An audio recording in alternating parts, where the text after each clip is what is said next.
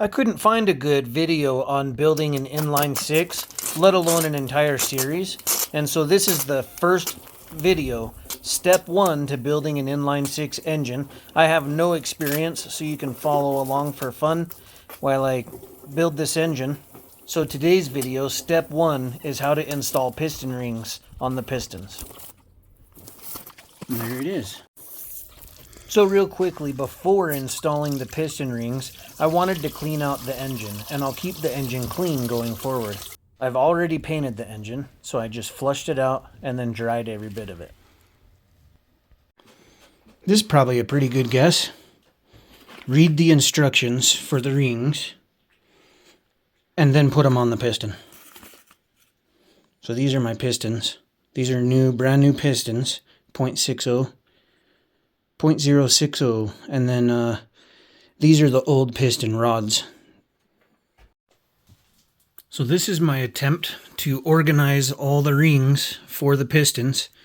So the first piston, I'm going to keep all of these items in the exact same order and not mix them up, because I'm going to make these rings fit that piston in the first piston hole exactly, and then so on and so forth, and I'll continue down the road. So this is the bottom groove on the piston, which is the top groove here because this is upside down. So the bottom groove, these three rings go in that bottom groove. Okay, and then this is the second groove, so the middle, and then this is the top groove, which is the bottom on the piston because it's upside down. And the same all the way across.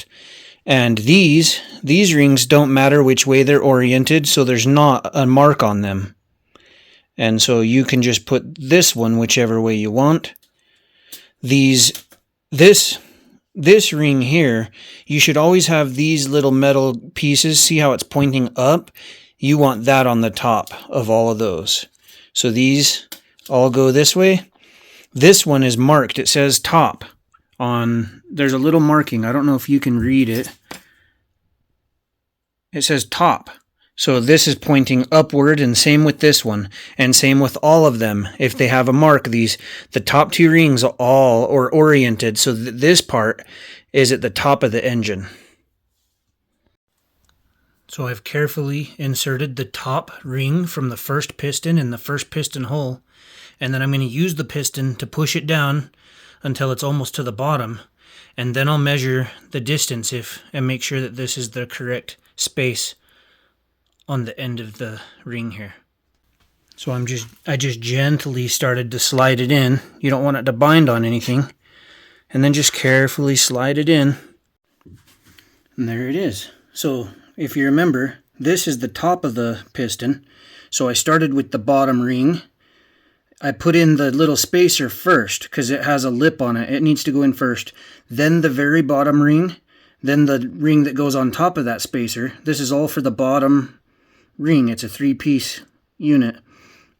Then just slide on the second ring and then the top ring at the top of the piston, and it'll fit loosely. They should all be able to move, and you see that big gap there. When you use the piston tool to install them, it'll pinch everything, and you see it'll get rid of that gap, and it'll be the, once it's installed, it'll only be 0.012 gap. And then you can see this, these were just a little bit looser, but I would imagine that's normal. And as long as it's under 0.020, then it should be just fine. I just wanted to show a little closer from this angle. This is the 6th cylinder, so I've already prepared all the rings for all the pistons, except this one. And I already measured these first 3. These are the very, the bottom ring, which is 3 rings. And those are all the same. And then, so this is the center ring, and you can see it says top on the top here. So I'm just pinching it so that it'll fit. Just pinching it and sliding it into the hole just to, the first centimeter or so. And then grabbing the 6th piston. And every time I've done it, this side of the piston goes to the front of the engine. So I've just made sure that I put them all in exactly the way they're going to go. And then just nice and gentle, and I push it down to the top of the piston here, pull it out, and then measure with the feeler gauge that end gap on the ring.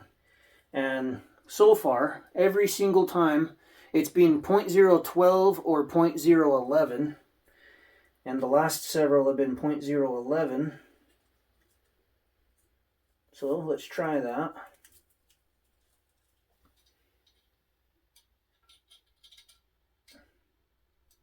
Yeah, and so if you can feel it just slide in there, and then there should be a little bit of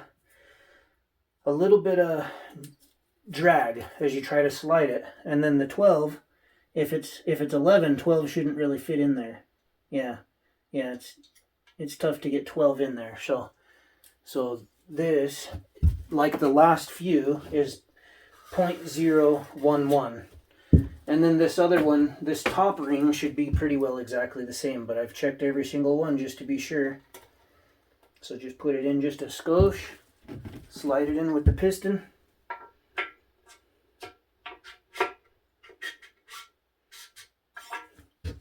And then check with the feeler gauge. So I'll use the 12, and then that way I'll just know if it doesn't slide in very well, then it's 11. Like the other one. So 0.012.